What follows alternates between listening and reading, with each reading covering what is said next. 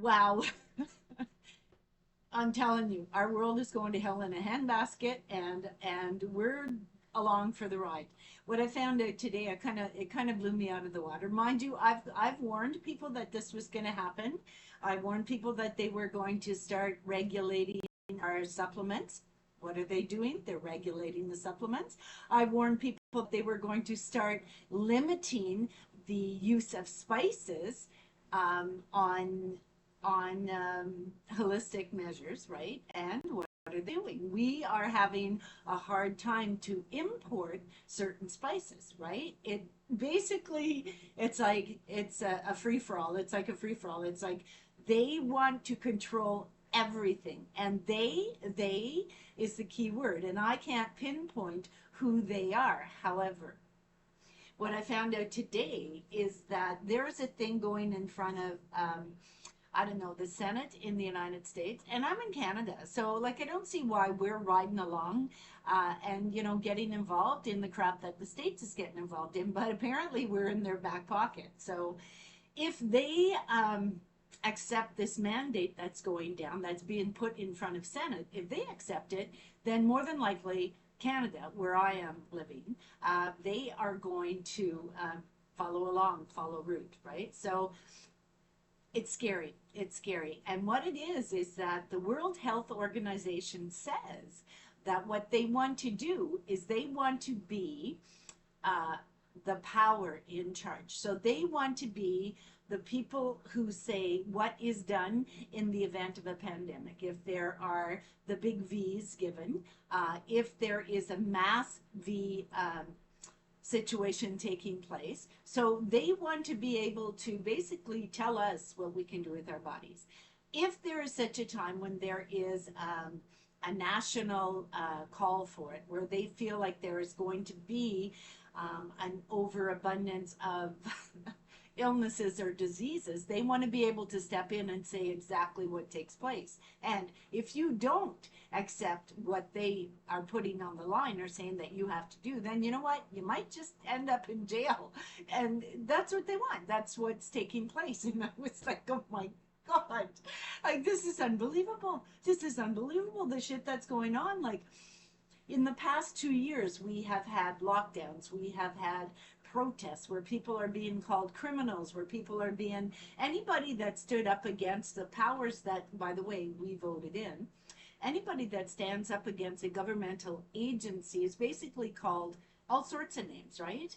And if we stand up for protecting our bodies, protecting our families, protecting our rights as individuals or our freedoms, if we stand up for those freedoms, we're going against everything that this country apparently stands for, according to the authorities, right? And so, what I think, my personal opinion, okay, is that those elites have way too much power. They have way too much power. And it's the little guy that's suffering. It's the little guy that's suffering. It's the seniors. It's the people who are low income. It's the people who are middle income. It's even the people who are striving to reach that epitome of like having the beautiful homes and the beautiful cars. We're all struggling. All of us are struggling. But the elites, they're not struggling. They vote themselves in pay raises. They talk about us using planes and cars and things like that. But they fly on their private jets all over the world, and they drive the fanciest cars and have the fastest cars and have, you know, every one of the authority figures in our life, the politicians, okay, every one of them have some semblance of safety. If anything goes down, if the grid goes down, if there's a disaster, nuclear disaster, or if there is a national disaster, or if there is like whatever, like weather, I can't even think of the word, earthquakes or tornadoes. They have safety. They have bunkers in the case of nuclear fallout. They have all those things. They have potassium iodide capsules to take if there is the danger of. There is a stockpile for all the elite. There is. Don't fool yourself. Don't fool yourself, okay? Yeah, it might be our taxes and it might be our the work that we've put into our world, okay, as citizens, there might be those things, but you know what? We don't get to utilize them. I mean, they tax you even after you're dead. And now, because of over migration, where they're putting too many people into a particular population, but they're not providing homes for them. Because of that, they're telling us that if you have a spare room, that you need to be utilizing that spare room to get someone off the street. What? What? What in the hell are you talking about? Like, unbelievable. And, when we come up with a solution, when the little guy comes up with a solution like tiny home communities, okay, what do they say? I think it's anything under 399 feet you can't tax. And so they are like, tiny home communities are fighting a battle with the big conglomerates, or the big companies, or the elites, or the people that control. I mean, taxes, right? Taxes in a community are very important, because those taxes maintain the roads and the electricity and all that type of stuff, right? The snow removal, especially in Canada where I am. So those taxes are supposed to contribute to the community. But our taxes are contributing to communities that are an ocean away. Yeah, while we have people living on the streets, and while we have people who are addicted to drugs and alcohol, which, by the way, they are making more illicit drugs termed to be not illegal, where you're allowed to have a certain amount. So they are contributing to the problem. They're contributing to the problem, and then blaming it on us as a society, as a people, calling us misogynistic, and calling us all sorts of prejudice. I mean, like, like, I'm scared to say that I have white skin. I'm scared to say I have white skin. I'm scared to stop my neighbor on the street and say, "Oh my God, I love your hair. It's so curly. It's beautiful." I'm scared to say those things, because you know what? You don't know anymore if people are going to take it as an insult. I'm scared to say hello, because someone might be offended by the fact that I said hello to them, that I interrupted their private space. Okay, so the world is going to hell in a handbasket. All our ideologies and our belief systems are being basically fed to us. We are being told what we are to believe. And if we are told to believe a certain bit of information that's coming out, and you know what, there's so many different, I can't even think of, like, problems in the world, so many different problems, and it all seemed to start at one time. It's almost like the elite, or whoever's in charge, the powers that be, right?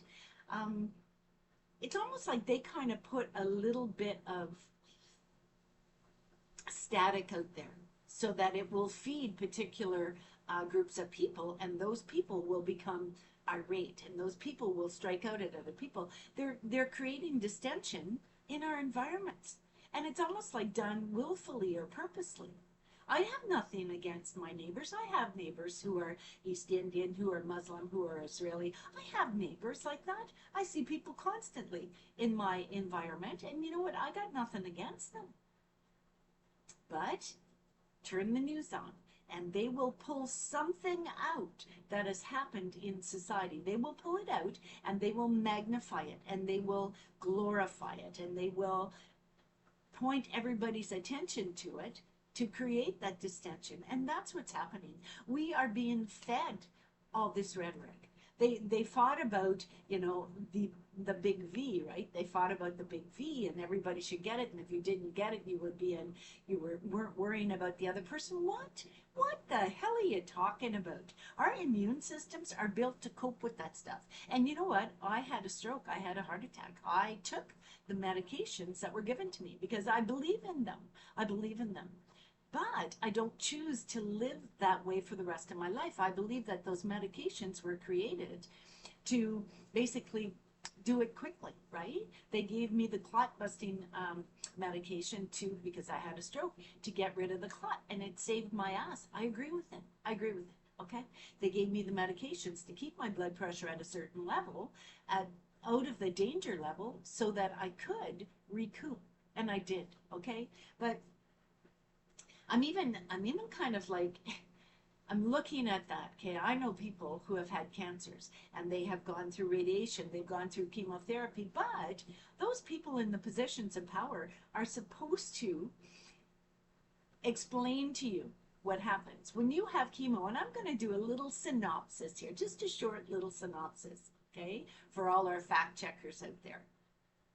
Okay, when you have chemo, when you have radiation, what happens is that will create apoptosis in the cancer cells. So the cancer cells will magnify at such a quick and very fast, it's like getting a massive burst of energy and it explodes them. It kills them, right?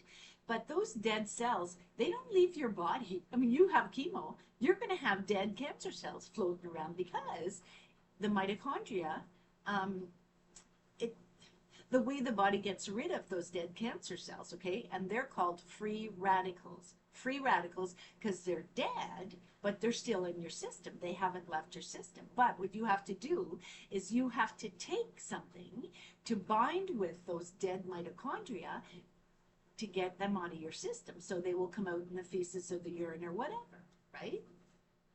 However, I haven't heard of anyone, including individuals in my life, who were given chlorella or told about chlorella or oregano that actually will bind with those dead cancer cells and help to get them from the body. I've never heard of anybody doing that. Nobody is telling their patients when they leave the hospital, anyone that I know. Maybe in a larger facilities or maybe in a different country, but where I am, they don't do that. They don't do that. They don't do that. So what happens is those cancer cells, those free radicals are still in your body. So what happens is your body's mitochondria will float around and it will see all these dead cells. So to get rid of them, the mitochondria will literally, like a little Pac-Man, will eat them, okay? And then the mitochondria poops. We all poop. So do our cells, right? So the mitochondria will poop, and they will poop what? They will poop out those cancer cells, right?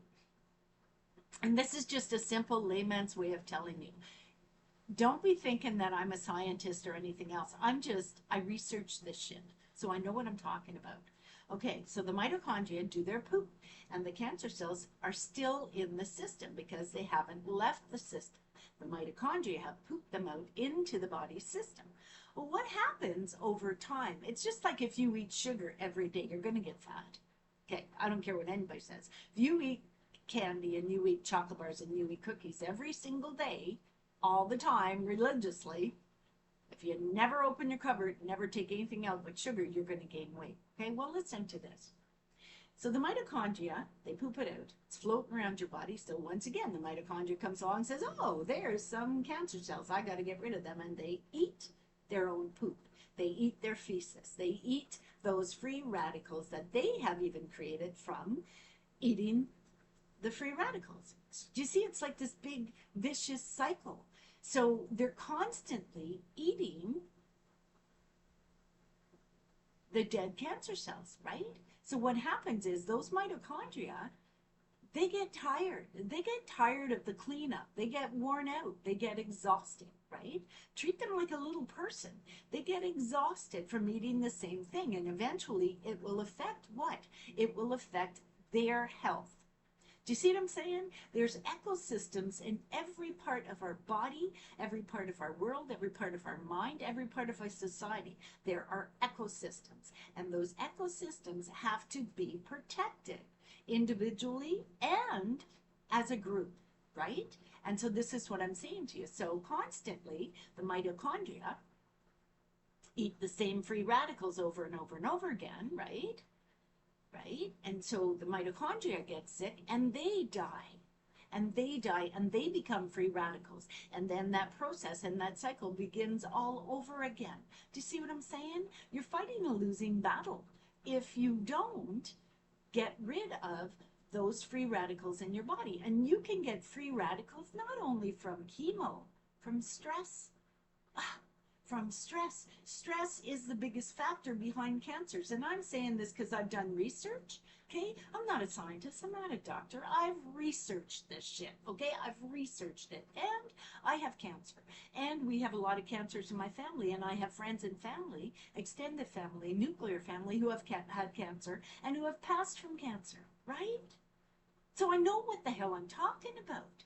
And it's a continuous cycle. It's over and over and over again. And you know, I do believe that the tendency to have cancer is inherited. The tendency, yeah, because you're taught what to believe. You're taught what to eat. You witness, you watch your family members, you watch your friends and your family and your nuclear family, the people you're brought up with. You learn certain behaviors. So if you learn to eat a lot of sugars in your diet and you don't think that there's a problem and you continue to eat it, yeah, you're going to have the tendency to get cancer, because what feeds cancer? Sugar, stress, high anxiety, right? Carcinogens. Our world is full of carcinogens. Incense, bongs, marijuana, okay? Listen, if you want to do that shit, eat it. Don't smoke it. Eat the friggin' stuff. Don't smoke it. It's healthier to eat it than it is to smoke it. Just saying, because anything that is burned that creates a gas, a vapor, or a smoke is a carcinogen. Think about it. You have a barbecue and you burn your meat. Once in a while, it's okay. And I love my toast crispy. Trust me. And I like my pork chops fried to a crisp. I do. But I don't do it all the time. Because if you do it all the time, anything that is burnt becomes a carcinogen. Look it up. Look it up. Like, we're not a bunch of zombies. Well, we might be if they keep legalizing all this illegal drugs. And you know what? The drug lords must be having a field day with this. They must be having a field day with this. And you know, that's not my issue. My only issue is my health. It's my health, right? And so what I'm bitching about today is not the pot. I don't care. Smoke as much pot as you want. I don't care. Just don't do it in my space, right? So here's the thing. I believe you take care of your body's going to take care of you. But when you give control of your body to a third party, okay, they control what happens with your body.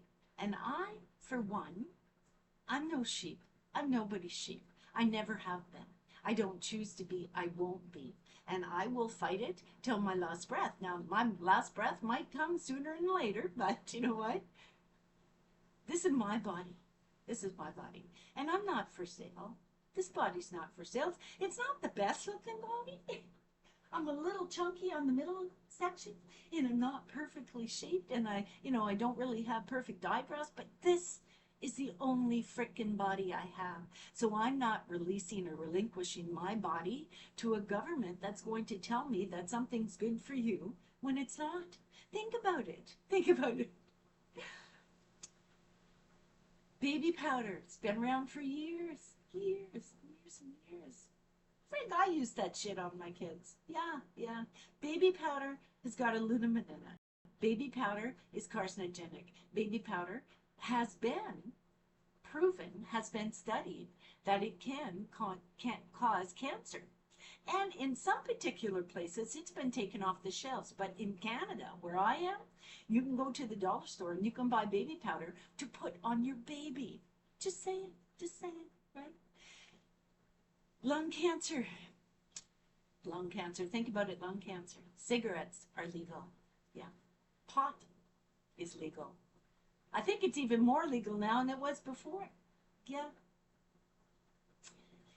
Illicit drugs are legal. They'll give you the needles for free. Yeah. They'll give you the needles and the drugs. Yeah. And your taxes are helping to pay for that. Yeah, they are. Yeah. Instead of putting those people into drug rehabilitation or whatever they need, right? Instead of that, what are you doing? You're going to give them a needle. It kind of makes me think that there is such an abundance of overpopulation in the world. is that part of this where, you know, they're basically, the elite are basically saying, well, the population will be less. Anyway, yeah, this is just my rant and rave, and it's really not of any consequence to anyone. But, know this yourself, that if you have had chemo or you've had radiation, look into, I think, what do they call it? Chelation. They call it chelation, and that gets rid of the free radicals. And it is a term that should be well read. Chelation is where they give you something, such as Corella, which I have, which is a herb. Okay. See if I can find it. Oh, sorry, I have the moringa, but I do have Corella. And Corella with oregano is used in chelation to get rid of the free radicals in your body. Now, you can get free radicals from stress. You can get free radicals from a drug addiction. You can get free radicals from eating too much sugar, being overweight. You can get free radicals from all types of things because your body is working overtime to keep itself in balance, okay? Radiation, chemotherapy, you will get free radicals. And you have to think about this. You have to think about what I told you, because your mitochondria are important to your health. So you have to take care of them, and you have to keep them healthy. Just saying. So hopefully I shall see you in the next video. The good Lord be willing, or the government.